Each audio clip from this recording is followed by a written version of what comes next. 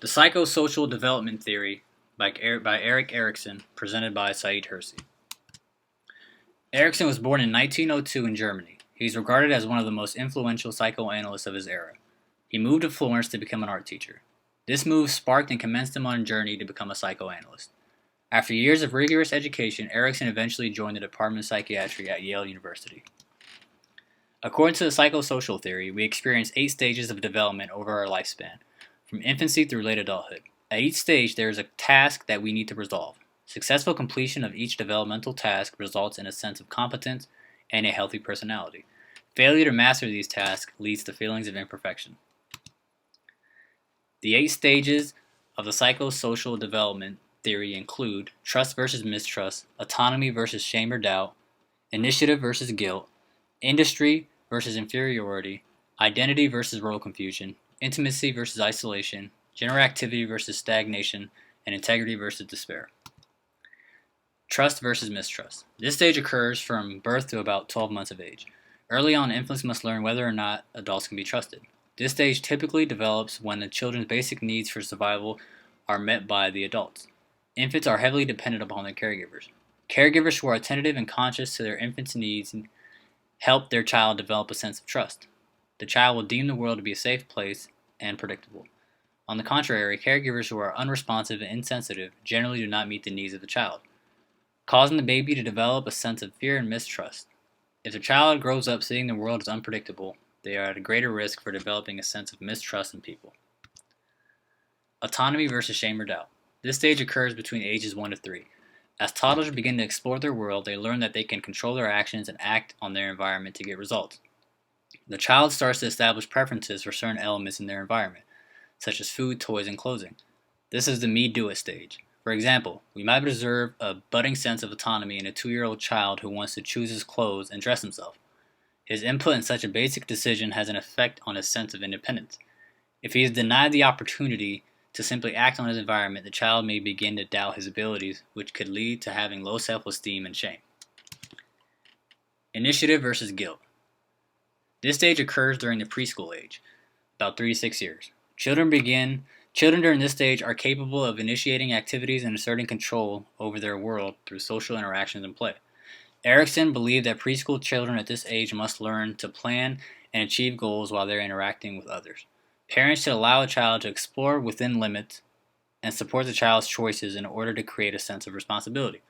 This allows children to develop some self-confidence as well as a sense of purpose. Those who are unsuccessful at this stage may develop feelings of guilt. Industry versus inferiority. This stage occurs during the elementary school ages, 6 to 12. Children start to compare themselves to their classmates and see how they measure up.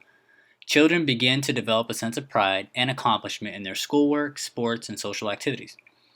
They also begin to feel inferior because they won't measure up with their classmates. If children do not learn to get along with one another or have negative experiences at home or with peers, they might develop an inferiority complex in adolescence and later on in life. Identity versus role confusion. This stage occurs during the adolescent years, ages 12 to 18. It is at this stage that children face the task of identity versus role confusion. Erikson is an advocate who believed that an adolescent's main task is developing a sense of self. Adolescents begin questioning themselves, asking things such as, who am I, and what do I want to do with my life?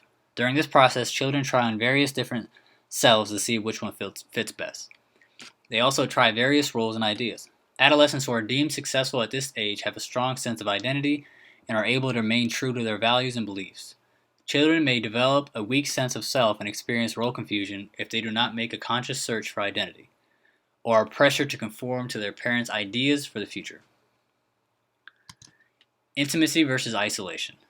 This stage occurs during early adulthood, 20s through early 40s. After developing a sense of self during adolescence, adults are ready to share their lives with others. However, if other stages have not been successfully solved, then young adults may experience trouble establishing and maintaining successful relationships with others. Erikson said that we must have a strong sense of self before we can develop successful, intimate relationships. Those who struggle at this stage experience loneliness and emotional isolation. General activity versus stagnation. This stage occurs during middle adulthood, ages 40 to 65.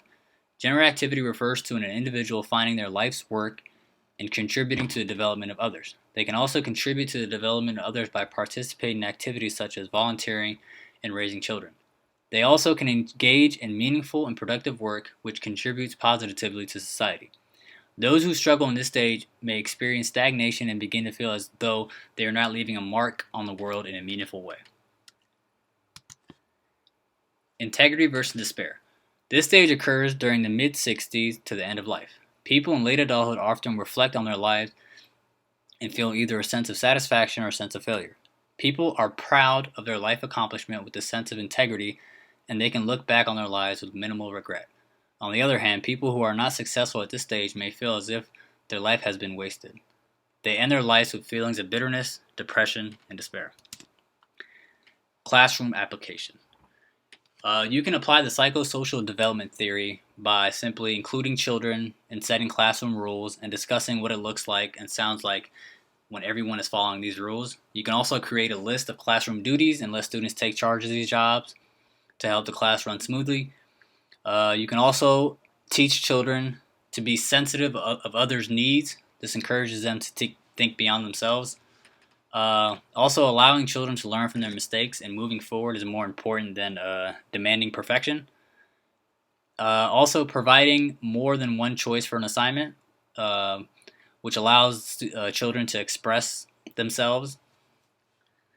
Also, exposing students to many career choices. You can have guest speakers come in, go on field trips. You can also have job shadows. Also, helping students identify their own strengths and weaknesses. You can encourages them to develop a sense of confidence and focus on their strengths. Also, educating students in certain living skills is also a classroom application. Helping them with things such as cooking, finance management, hygiene, home care, basic auto repairs like changing a tire. That'll help prepare them for the real world and all the curves life has to throw at them. But you can use this theory for a lot of classroom applications. Those are just a few that I thought of. All right, thank you.